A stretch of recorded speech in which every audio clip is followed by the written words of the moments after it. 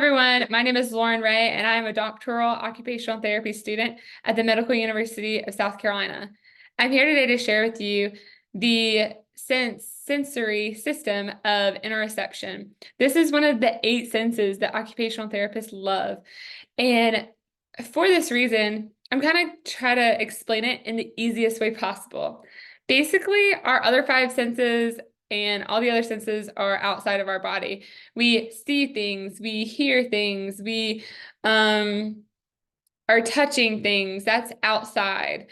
But interoception focuses on our internal organs and our internal emotions. So, for instance, we look at, okay, my heart's beating fast. That's an internal organ.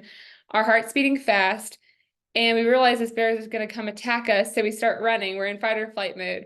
Well, our brain processes that information from inside our internal organ, and it says, oh my gosh, I'm scared. This bear is going to eat me. And it's telling us like what emotion to feel almost. And so it's our brain's reaction to our internal organ. Maybe our hands are sweating, maybe our bladder's full and we have to go to the bathroom, and that processes up to our brain. The brain says, oh my goodness, this is urgent. And then you start to feel a little anxious because you're not going to make it to the bathroom in time. Maybe you're hungry, and so this is another like internal stomach, like my stomach is hurting because I'm so hungry. Then you start to feel sad because you don't have any food, stuff like that. So interoception, basic concept is internal organ sends information to the brain processes it, it becomes an emotion, and we're able to talk about that. We're able to make decisions based on these. Maybe we don't decide to run from the bear. Maybe we decide to just sit still. We're going to get eaten. Maybe we decide to fight. Maybe we decide to hide.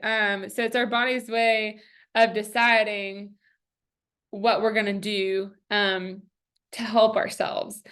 And yeah, that's pretty cool. So maybe we're unsure what the right decision is, and you need a little bit more help.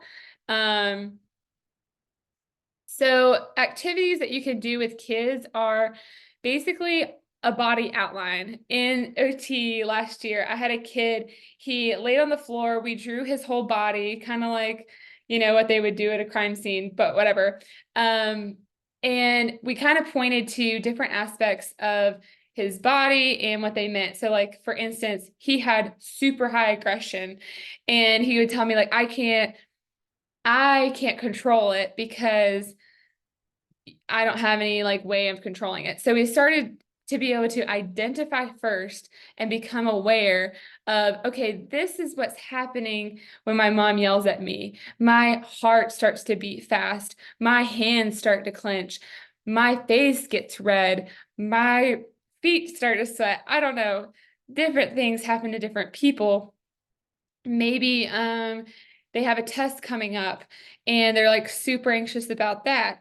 But basically just identifying the part of the body first and then relating it to an emotion. So relating it to that is going to help them become more aware and maybe able to conquer like that in the future.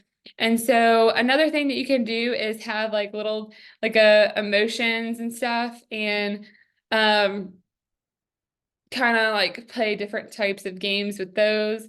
I don't have too much like information about that, but this is something that I did for one of my clients and it worked. So I hope it helps you guys too. See you later.